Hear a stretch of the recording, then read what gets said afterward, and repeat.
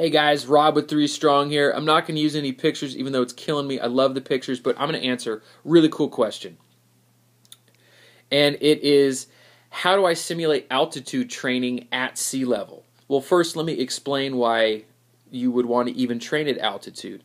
Well, as we get higher and higher up in altitude, the air pressure is less and less. So the air feels thinner.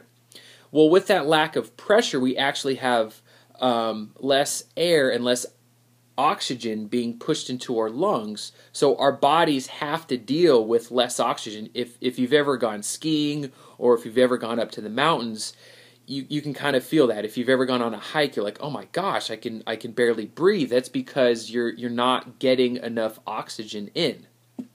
And any lower intensity activity that you do now feels like a high intensity. So when at sea level, you could go on a hike and you'd feel fine, but then when you go up to altitude, that same hike now feels like it's much, much harder because you actually have less oxygen that you're utilizing. So those are the two. Here, let me explain why it's even beneficial to work out at altitude. Is that if you live up in the mountains, what happens is that research has shown that the body actually compensates and starts producing more red blood cells, and those red blood cells are the carriers for oxygen.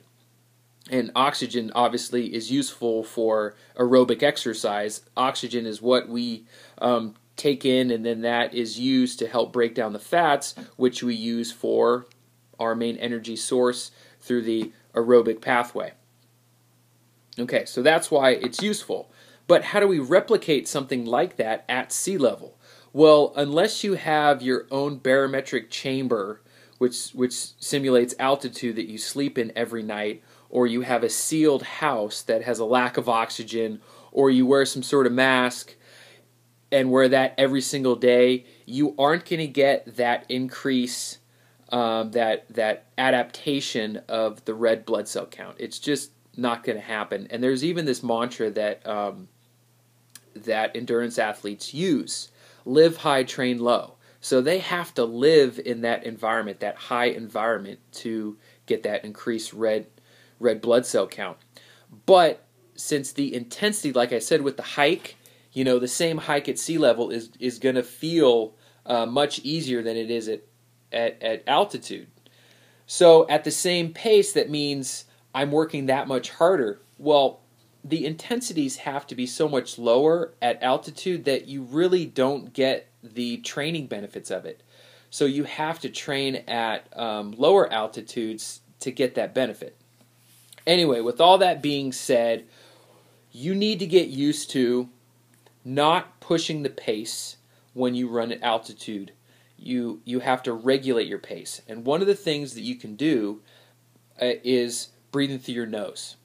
Since you have the sinuses, it's just a convoluted series of airways that lead down to your lungs. So if you take a deep breath in with your nose, notice that takes a little bit, and then when you take a deep breath with your mouth, the air, it's just a straight shot right down into the lungs. That's why when we hyperventilate and we're tired, we do it through our mouth. It's the fastest way to get air.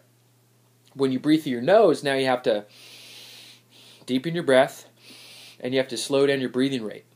Anytime you're working out at a lower intensity, or breathing through your nose will actually regulate the intensity. It's very hard to hyperventilate through your nose.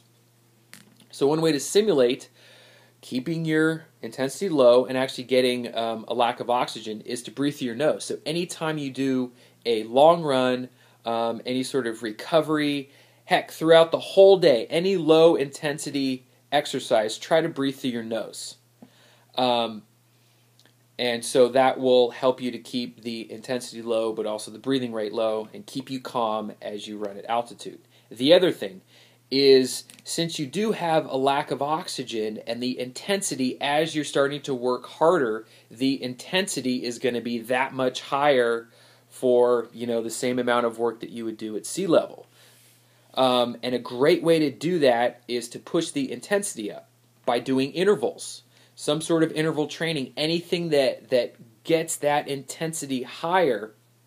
And that's actually why when the intensity comes up, the oxygen demand is higher and higher and higher, and that absolutely matches up with our breathing rate and our heart rate. So as the intensity goes up, our body has to breathe harder to suck in more oxygen, but then there's a point where you can't suck in enough oxygen, and our body shifts and starts to use sugar as a fuel source. And I've said that in other videos, is that we start using oxygen or fat, and then as we start to, it starts here, and then as the intensity starts to go up, we start using sugars more, because that is a fast fuel source that is kind of a supplement to what oxygen can't meet. Anyway, like I said before, you want to regulate the intensity with the nasal breathing, and everyone try that. I mean, even if you're not going to run at altitude, try it.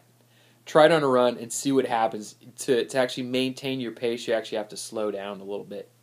And then do the interval training, and that will create this environment of intensity that your body will get used to, and which will, in the long run, help with your aerobic capacity. Hopefully that answers your question, and hopefully everyone else got something out of it. That was a lot of information, but I will see you tomorrow.